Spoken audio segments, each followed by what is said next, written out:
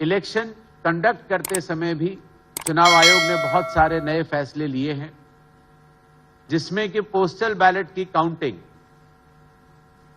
EVM के 2 round से पहले ही खत्म करनी होगी और इलेक्शन संबंधित सारे आंकड़े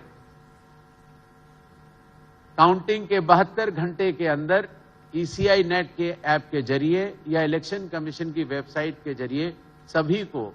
ट्रांसपेरेंट तरीके से उपलब्ध होंगे। जब पोलिंग होती है और समाप्त होती है तो उस समय पोलिंग एजेंट्स, जो कैंडिडेट के पोलिंग एजेंट्स होते हैं, उनको एक फॉर्म 17C प्रिसाइडिंग ऑफिसर प्रदान करते हैं, जिसमें कि ये बताया जाता है कि उस बूथ में कितने वोट पड़े। जब ईवीएम की काउंटिंग होती है तो अगर दोनों का मिलान सुगम रूप से बढ़ता चला तो ठीक है, अगर मिलान में कोई भी गड़बड़ है तो ईवीएम की पूरी वीवीपैट की काउंटिंग की जाएगी काउंटिंग एजेंट के सामने। यही नहीं, काउंटिंग होने के बाद आने वाले 7 दिनों के अंदर प्रिस्क्राइब्ड फी के तहत अगर कोई भी लूजिंग कैंडिडेट ये चाहे कि ईवीएम की उसको जांच करनी है तो वो सुविधा भी उपलब्ध रहेगी। अभी हाल में ही जो 28 फरवरी को वेस्ट बंगाल की फाइनल इलेक्टोरल रोल निकली है, उसमें कुल मिलाकर 7 करोड़ 8 लाख नाम हैं और जिसमें कि अंडर एडजुडिकेशन वाले अगर हटाए जाते हैं तो 6 करोड़ 44 लाख 52 लाख 609 मतदाताओं की सूची उस नाम में पात्र मतदाताओं के रूप में है। पश्चिम बंगाल में 80,000 से भी अधिक पोलिंग स्टेशंस हैं, जिसमें से कि अधिकांश 61,000 रूरल एरियाज में हैं। आप सभी के माध्यम से मैं सभी मतदाताओं को बताना चाहता हूं कि हर पोलिंग स्टेशन में 100% वेबकास्टिंग होगी, जिसकी की सूक्ष्म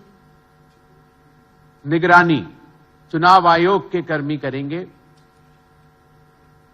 वुमेन मैनेज्ड, महिलाओं द्वारा मैनेज्ड 10,000 से भी अधिक पोलिंग स्टेशंस होंगे और 634 मॉडल पोलिंग स्टेशंस भी होंगे।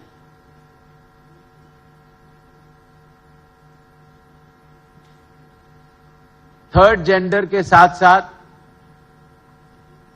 वेस्ट बंगाल में लगभग 3,78,000 के आसपास 85 ईयर्स 85 वर्ष से ज्यादा उम्र के हमारे मतदाता हैं,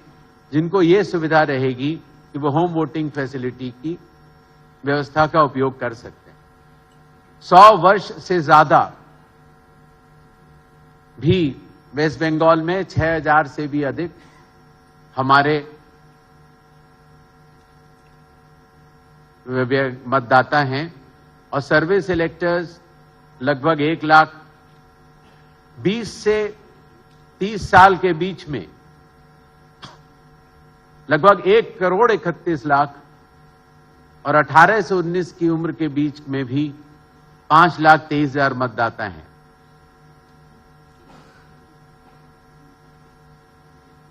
The inclusive nature of elections to be conducted by Election Commission of India in West Bengal will focus on the youth. युवाओं की भागीदारी बढ़ाने के लिए हर विधानसभा क्षेत्र में dedicated assistant electoral registration officers होंगे, जो कि कॉलेजेस में कैंपेन करेंगे और हमारे बुजुर्ग और सम्मानित और दिव्यांग मतदाताओं के लिए वोटिंग की सुगमता बनाए रखने के लिए चुनाव आयोग हर पोलिंग स्टेशन को ग्राउंड फ्लोर पर बनाएगा। प्रॉपर रैंप्स विद ग्रेडियंट्स होंगे, व्हील चेयर्स की व्यवस्था होगी, व्हील चेयर्स को चलाने के लिए वॉलंटियर्स होंगे और अगर कई बार किसी एक बिल्डिंग में एक से ज्यादा पोलिंग स्टेशंस हों